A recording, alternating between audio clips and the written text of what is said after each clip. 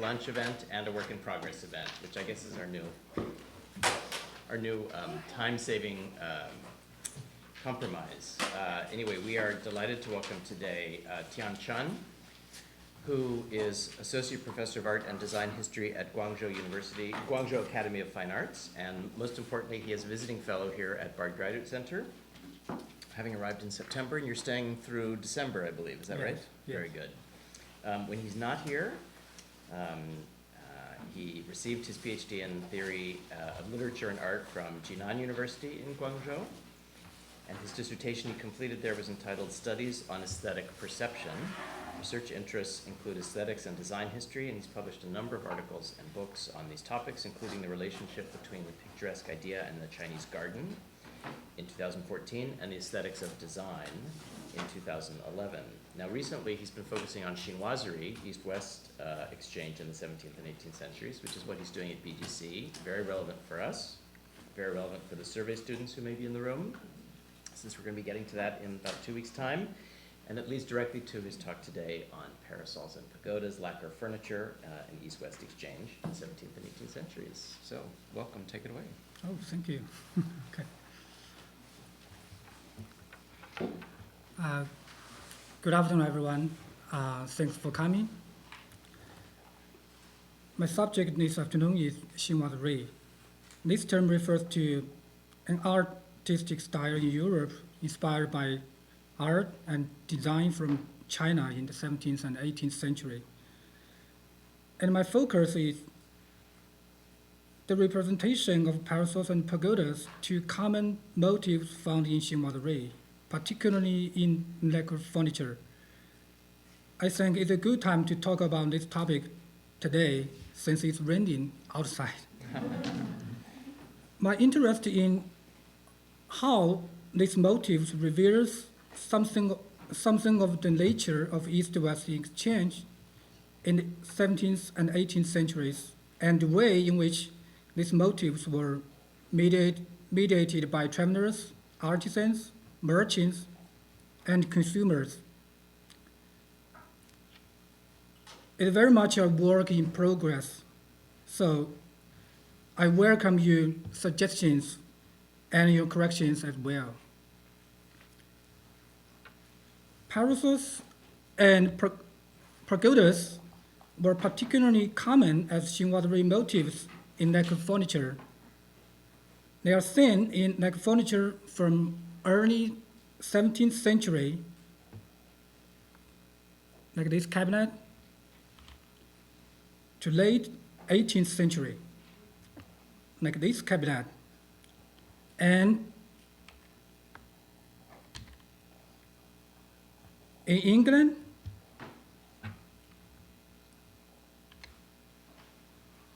France,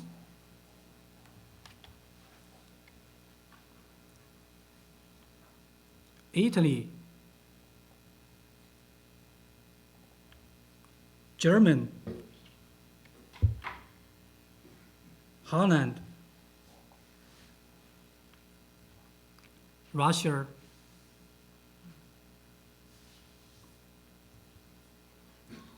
and Sweden.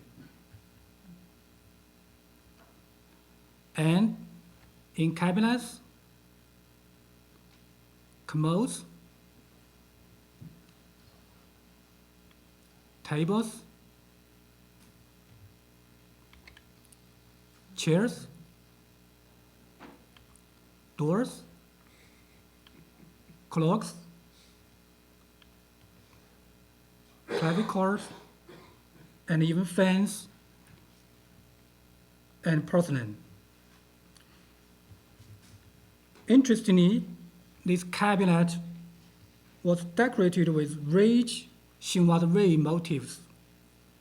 We can see so many parasols.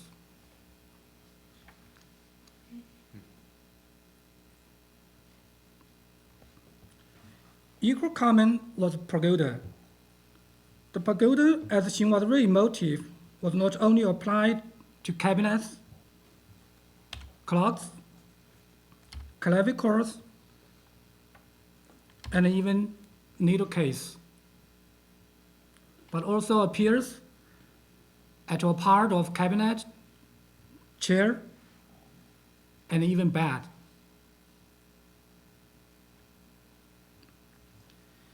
As Impey wrote in his Xinhua Rui, the impact of Oriental styles on Western arts and decoration, both the parasol and the pagoda are diagnostic Xinhua Rui motifs, sometimes appear singly and sometimes together like this table.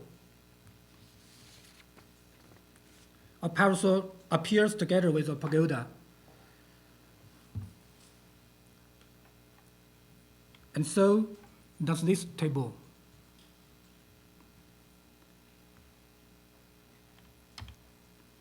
And in this cabinet, a parasol was decorated in one side and the pagoda in the other side.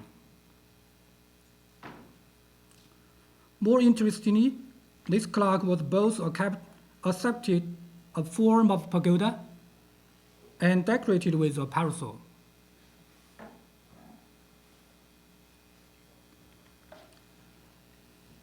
I have to say again, parasols and pagodas are so popular in neck furniture, but actually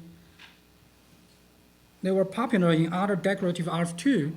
In porcelain, the motif Lady with Parasol, designed by Dutch designer Cornelis Pronk, was copied many times after 1730s. But actually, a similar motif appeared earlier, in 1720s. And we can say parasols or pagodas in metalwork is silver work.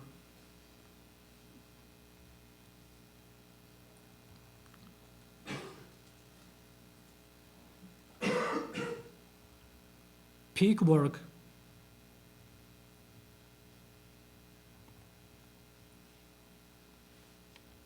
Tapestry,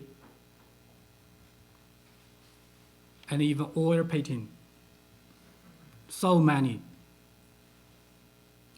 Then the question comes, where did these two Xinhua Rui motifs come from? The parasol has a long history in Asian art. We can see it in Greek and Roman art, like this vase. And as we know, it is also found in the art of the ancient Near and Middle East. Even earlier in the 2300 BC, a parasol was used by the King Sajin of Akkad.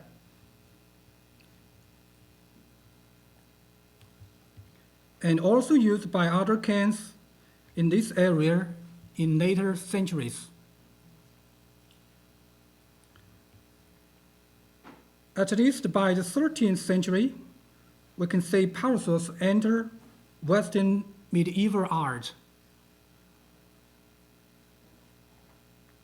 The motif that the parasol above the head of a secular or religious leader and held by a servant is very similar to that of in the Near East before Christ, and similar to Xinhua Rui motifs in Europe in 17th and 18th centuries.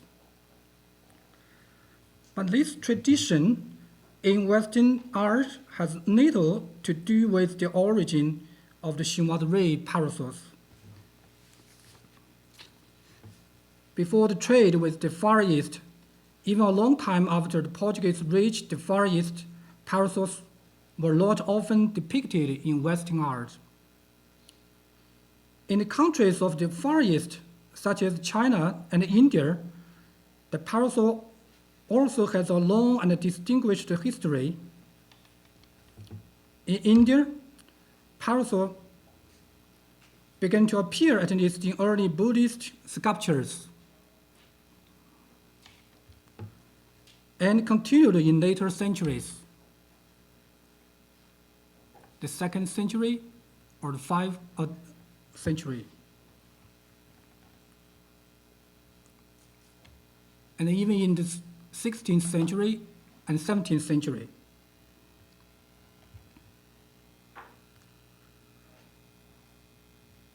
when the Portuguese arrived in India during 15th century, they might have seen many parasols there.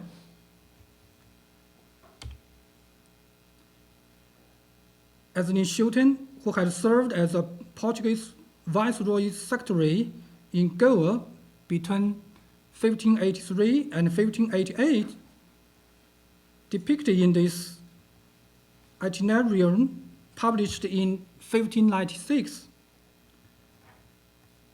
And apparently, at least Tian Chun's depiction indicates, the Portuguese accepted parasols for their own use, perhaps for the weather or the influence of local Indian customs.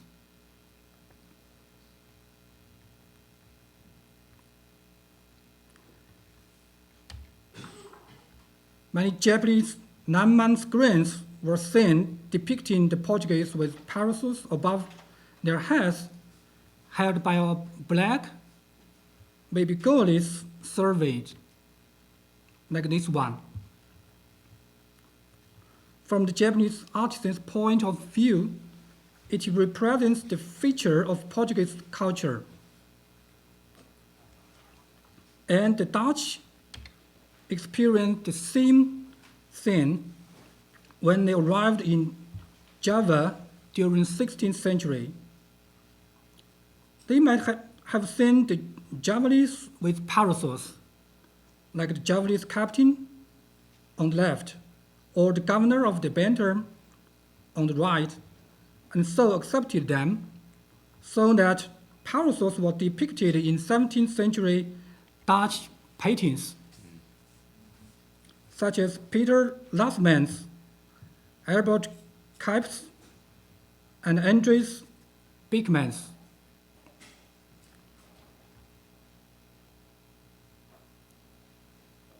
Even including Rembrandt's The Baptism of the Eunuch in 1641.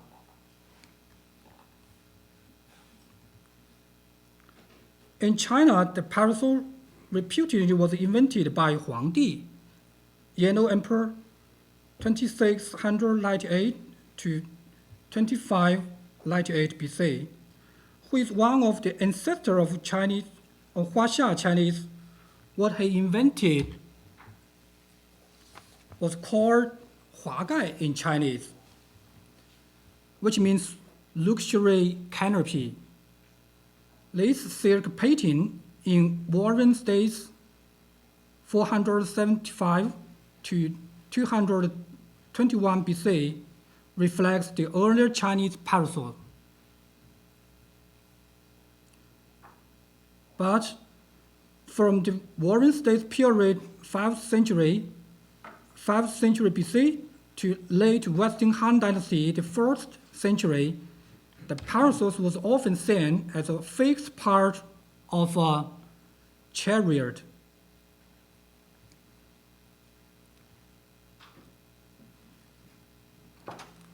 At the right bottom is a Chinese character of parasol.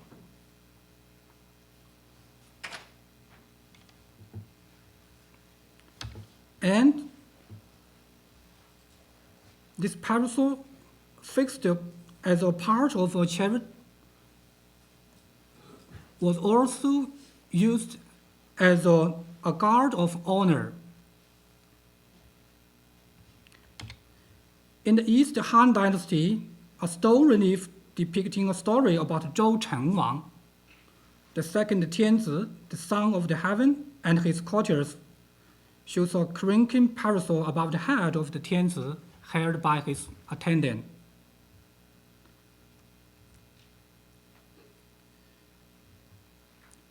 There are also many other crinkled parasols in late centuries, like this too.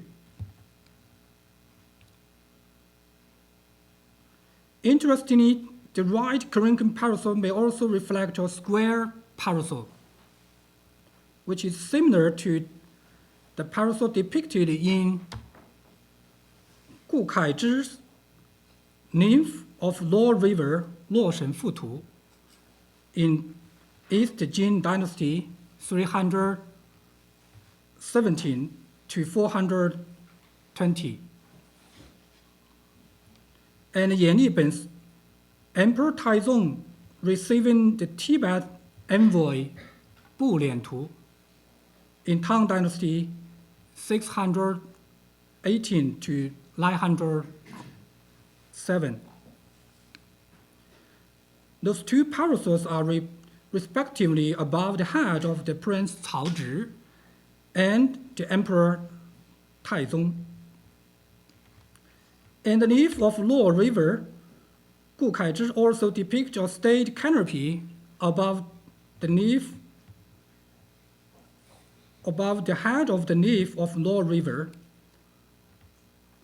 which echoed by the canopy above the head of the patron, the wife of the governor of Taiyuanfu, in Mogao Cave 130, Dunhuang in Tang Dynasty, and all signifying status and luxury.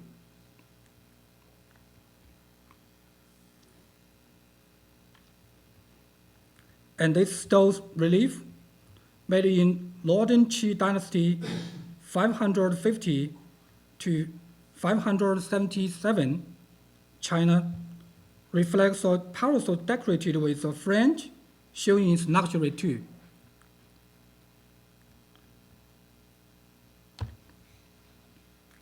In Northern Song Dynasty, oil paper parasols were in vogue, and so as Zhang Zeduan's along the river during the Qingming festival, Qingming Shanghe Tu, reflected, parasols could even be used as a public sunshade for the citizens of Kaifeng City.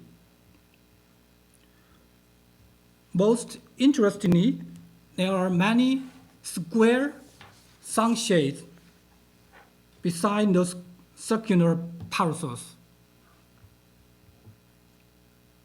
The painting along the river during the Qingming festival was copied by Qiu Yin in the Ming Dynasty,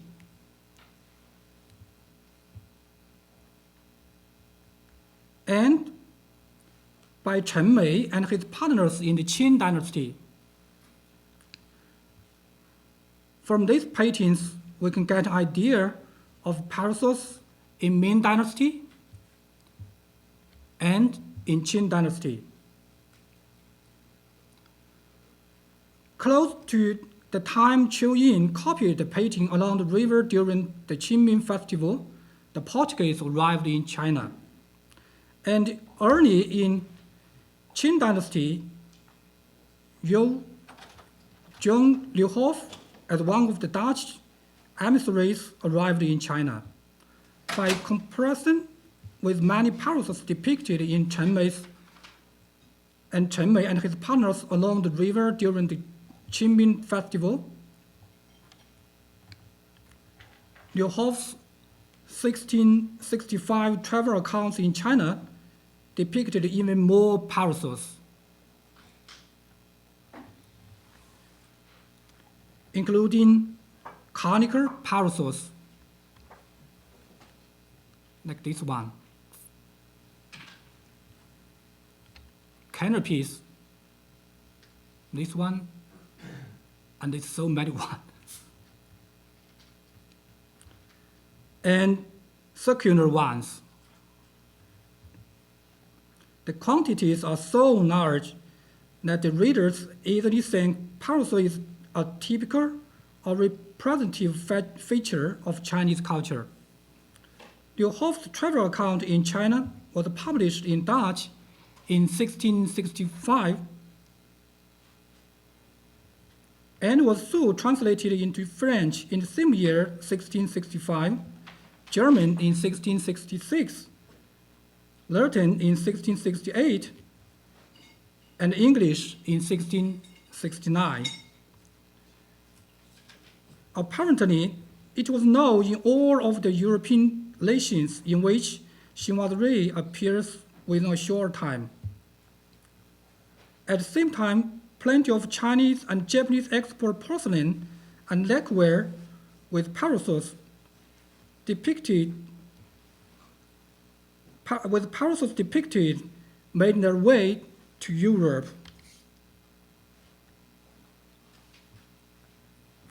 The dish on the left depicts both a pagoda and a parasol above the head of a kuli, which was not often seen in ancient Chinese art. The border on the right depicts a canopy above the cane, Wudin, in Shang Dynasty, held by his attendant. Chinese export lacquer, like this 12-fold columnar screen, depicts many canopies in its panels.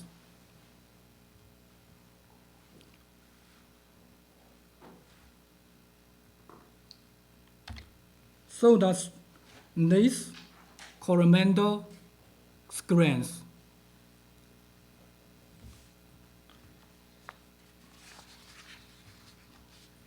Interestingly, the columnar screen also depicts the Europeans.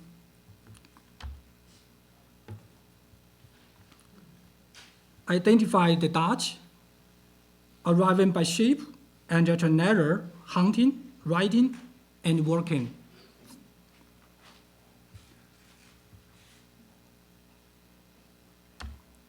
So does this one.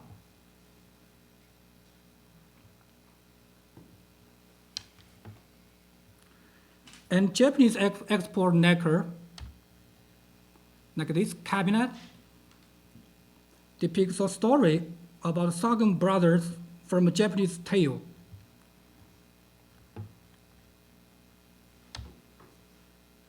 But this box depicts the Portuguese who traveled in Japan.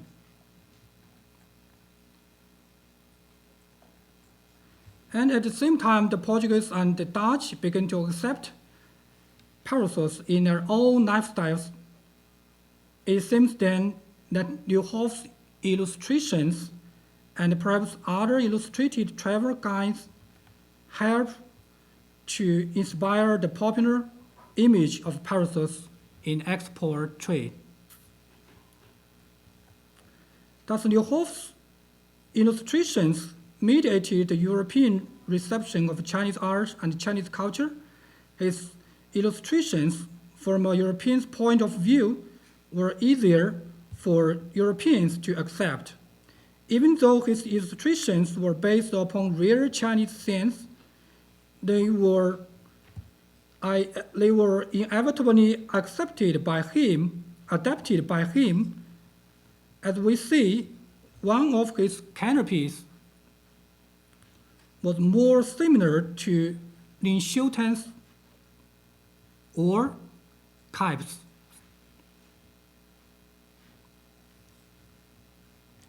Moreover, he entrusted his travel accounts to his brother Hendrik, who, together with the printer Jacob van Moyers, published the book in Amsterdam. It was said that the account was changed by Hendrik, especially by the French translator Jean Carpentier.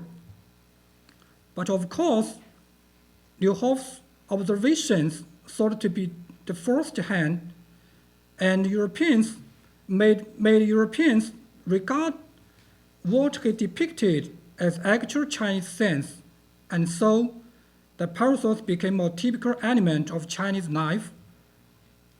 This is Xinhua's Ray, as Yu Honor wrote, the imaginative vision of Kensei through Europeans' eyes.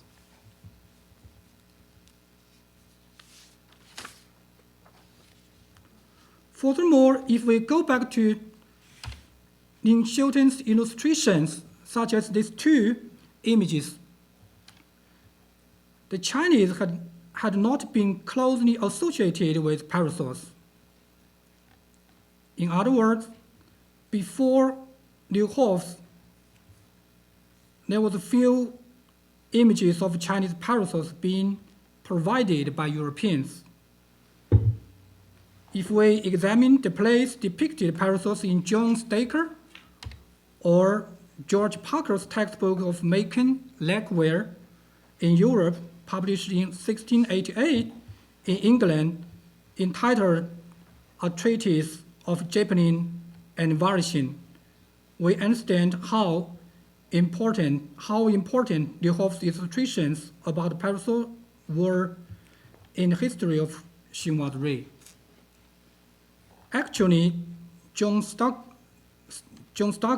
and George Parker indeed imitated Liuhoff's illustrations.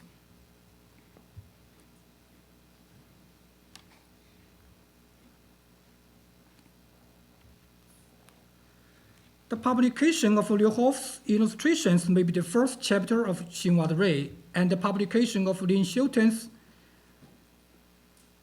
itinerarium may be the prelude. As we know, after the publication of Lin Shilton's 1596 voyage, the route to the East Indies was opened, and the 16th century monopoly enjoyed by the Portuguese on trade with the East Indies was broken.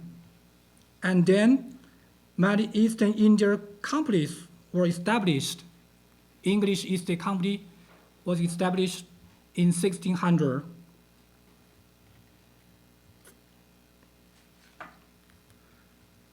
So, more and more ships arrived in China, and more Chinese goods arrived in Europe.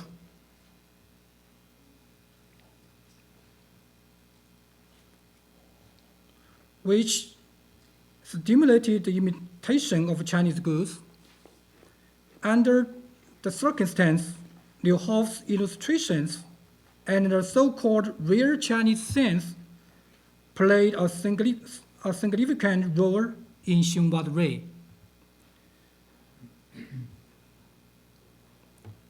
More importantly, Liuhoff also provides the source of another motif in sense of Chinese knife, the pagoda.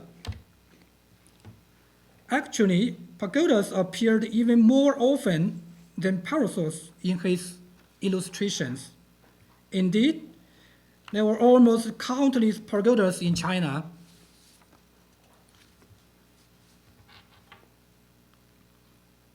Even on the way to the Canton city, Liuhoff found 3 pagodas. He wrote, on the left side of this river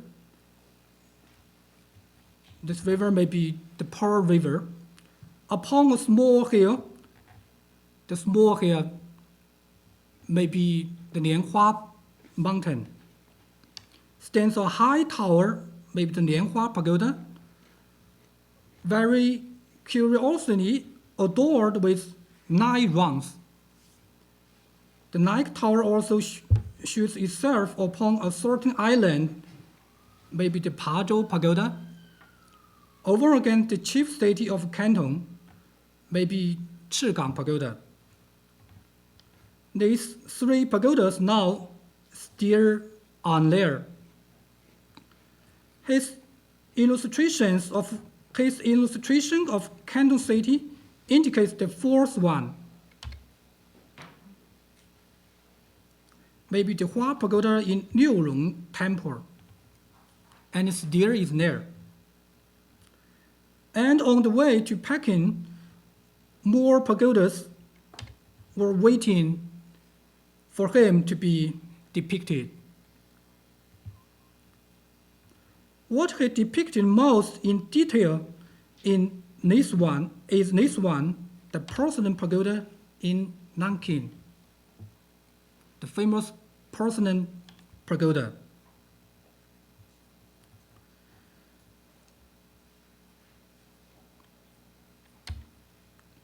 In another illustration about this porcelain pagoda, we can say many Chinese people are accompanied by parasols under the pagoda. As he wrote, when the Chinese go abroad, they screen themselves from the parching heat of the sun with large quainswords, in Italy called umbrellas, which are carried over their heads. Since there are so many pagodas abroad in China, parasols and pagodas inevitably appear together, like this one.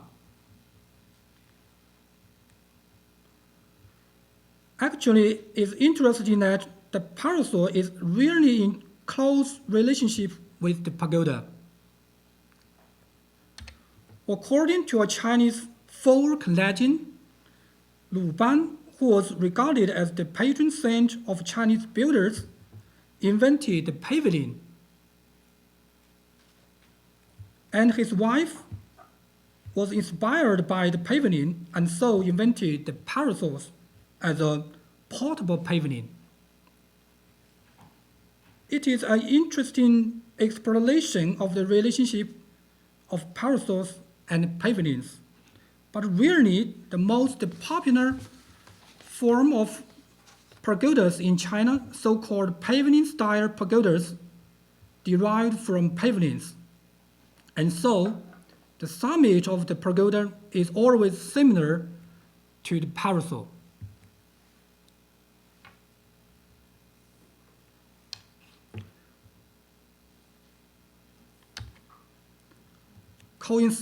Coincidentally, the stupa from which the Chinese pagoda derived is often seen with one or more parasols at its summit. Like this, the great stupa at Sanch in India has a threefold parasol crest. And the form of this Pakistan reliquary shows again the relationship between the parasol and the pagoda.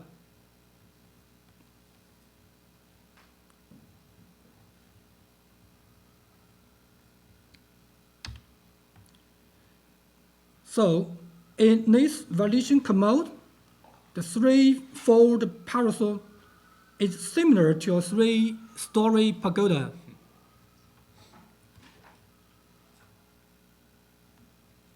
But on the contrary, the five-story pagoda in this clavicle is very similar to a five-fold parasol.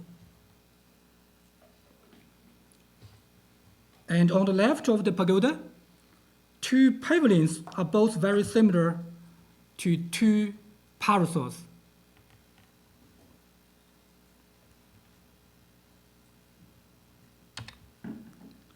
And to this cabinet, it is confusing to us that which form the artisan want to use, parasol, pavilion, or pagoda. Maybe all of them.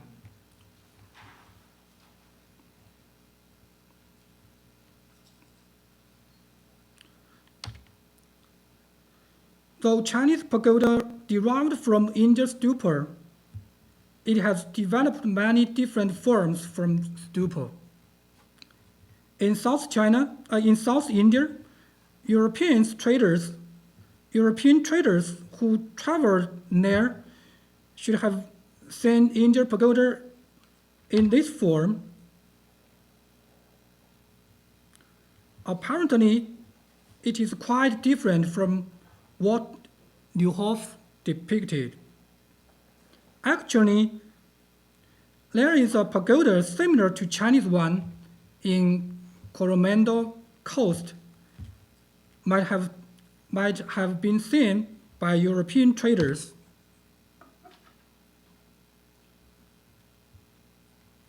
Yes, it's similar to Chinese pagodas, but it was reputedly commissioned by our Chinese patron and still is different from Neuhoff's Chinese pagodas. By thinking what Xinhua pagodas looks like, we know that Neuhoff played the most important role in forming the pagoda as a Xinhua Rui motif.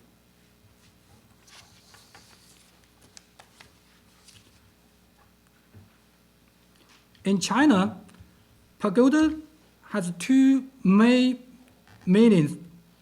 One is its original Buddhist meaning from stupa in India, often built as a tomb or an idol in a temple, like Hua Pagoda in Liurong Temple in Guangzhou.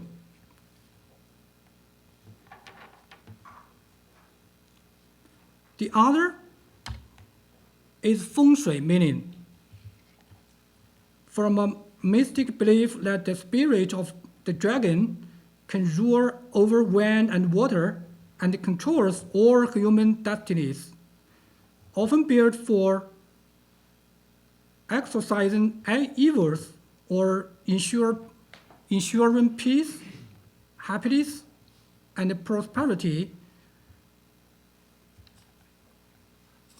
on a mountain or near the river, like Pazhou Pagoda on the left and the Chigang Pagoda on the right.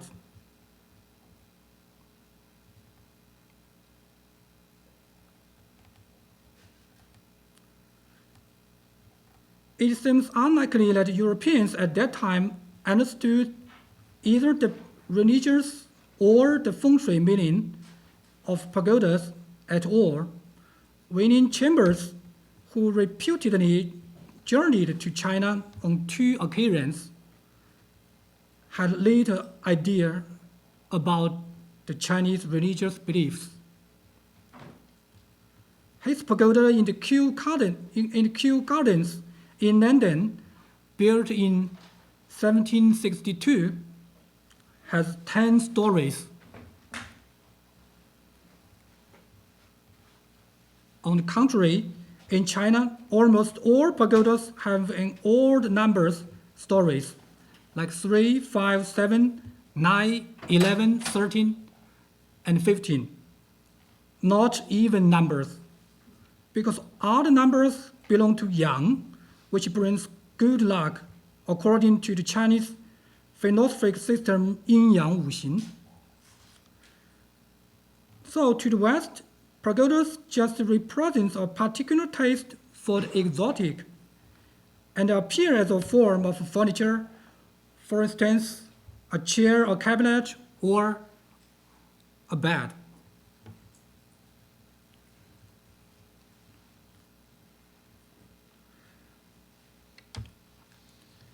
The Chinese parasol was often collected with power, honor, or dignity.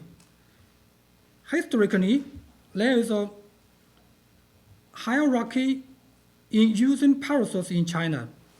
The government always sets an official standard for different rank or classes using different quantities, colors, forms, size, materials, even in the decorations of parasols. In this hierarchy, parasols are often depicted as canopy to show power, dignity, or luxury.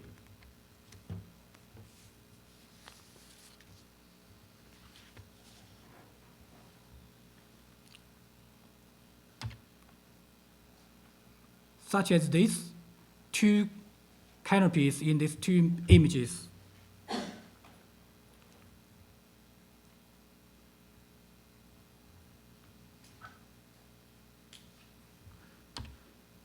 Even this form of parasols, objects of great luxuries, are rarely depicted in Chinese art.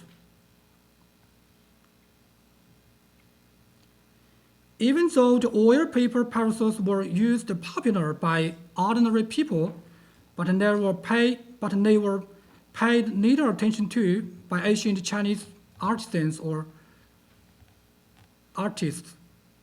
In sum, the parasol was more bureaucratic and a class signifier. The protection from sun and rain was not accorded to all.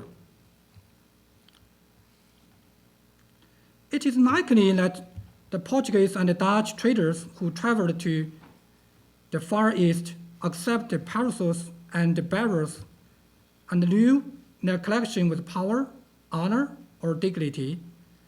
But the Europeans have not accepted the hierarchy of using parasols. And so, as Xinhua motif, the meaning of parasols is not similar to that of in China. By comparison with Chinese neckwear, we know the Japanese in the West seems like circular or conical parasols more than canopies. Moreover, the Western images on the right seems rather unlikely to me in relation to Chinese practice. It is paradoxical that the lady and her partner dressed like a peasant couple have a servant holding a parasol over her head. And in this clavichord, the parasol bearer even leaves his partner or his master unknown.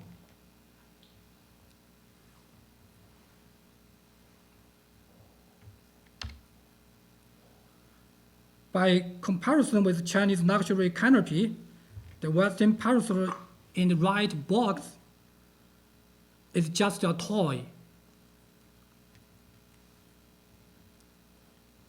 And in this cabinet, the two Corinthian parasols are so funny.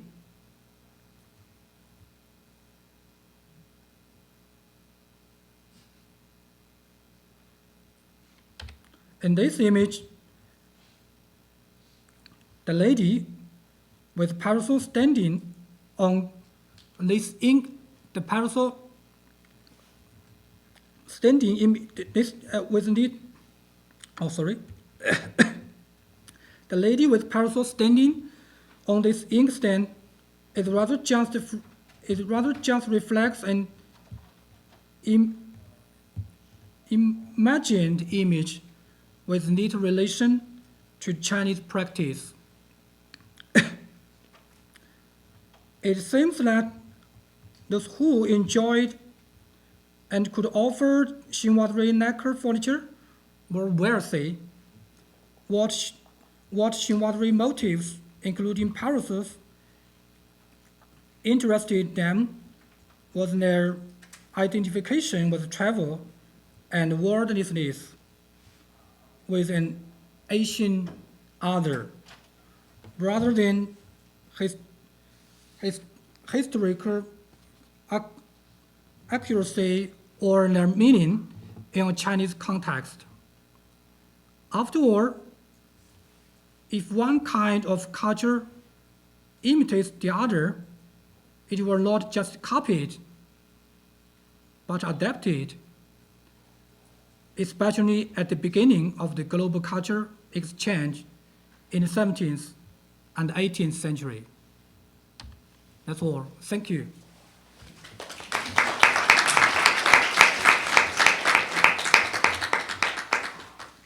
Thank you very much. Let's open the floor to questions, comments, and suggestions. Well, I'll just say that your closing invocation of the sort of dawn of global culture made me think of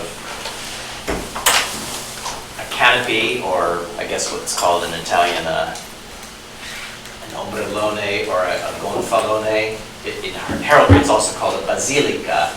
And that's the pointed parasol that is actually the symbol of the papacy and especially of its temporal power. And it was exactly in the 1490s, interestingly, that Alexander VI Borgia adopted that, held over him whenever he would leave the Vatican as a symbol of his power. So I've never thought of that in the chinoiserie term, but your point that the Europeans always preferred this pointed form of pagoda. It made me wonder if it didn't have as much to do with the familiarity of that from Roman Catholic iconography.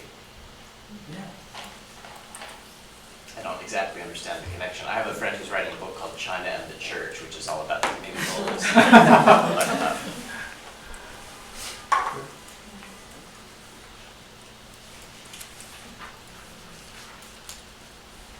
And just to make that point, I mean, by the 1520s, that was the symbol that was on the back of medals or coins issued in Rome when the papacy was vacant. So it would have circulated widely throughout Europe, that image.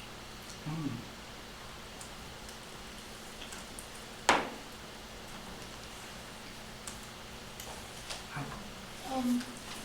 I'd like to go back to where you started, which was with the definition of chinoiserie. And it seemed to me that the wonderful array of examples of parasols and canopies that you showed at the beginning of your talk suggested that this is a phenomenon that doesn't quite fit a narrow definition of chinoiserie. And I wondered whether you considered expanding your definition of chinoiserie to incorporate many other traditions. I mean, chinoiserie was a catch-all phrase rather than a narrowly framed one that could include Japan, one that could include the Middle East, one that could include elements from India as well. Because a lot of the examples that you showed were, I mean, you could see a kind of hybridity. And so I wondered, have you thought about, you know, in the context of parasols and pagodas, what does chinoiserie mean? Does this change your understanding of chinoiserie? Yes, a good question, I think. Actually, the chinoiserie was originated in Oriental art and design, not only Chinese art and design. In the 16th and 17th century, so many so many Japanese or Chinese porcelain, lacquer and other wallpapers and other decorative arts transported to Europe, and the Portuguese have already imitated Chinese or Japanese decorative arts, decorative motifs in the late 16th century. But I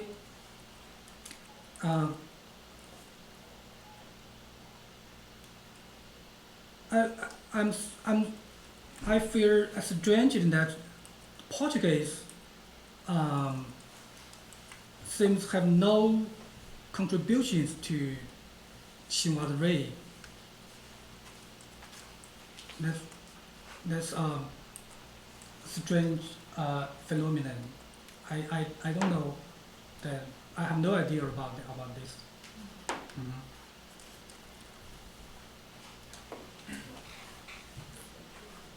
I'm interested to know more about what the state of interest and scholarship on this material that you presented is from the Chinese side, because actually this is the first time I've heard, and it's very interesting to hear a scholar from the Chinese academic context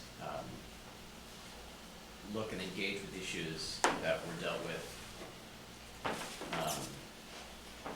Some of the names you mentioned, like Huan or Impi, you know, I've always thought of this as being a field that was in a sense owned exclusively by the West. And do I take your talk to mean that there's a rising interest in this material also in China? Yes, as I showed to you, the Chinese artists or Chinese artisans seems like canopies, not ordinary parasols. to depict in their art or decorative art. But from Liu Hof's illustrations, we can see so many parasols, not canopies, were depicted. Actually, Liu Hof and his brother Hendrik is a painter. Maybe Hendrik or Liu Hof himself changed what he saw in China when he traveled in China, and adapted from his own view, from his own point of view. So I cited Your Honor's words. The Xinhua race is not a Chinese, is not real Chinese sense, just from the Europeans' eyes, the imaginative image from Europeans' eyes.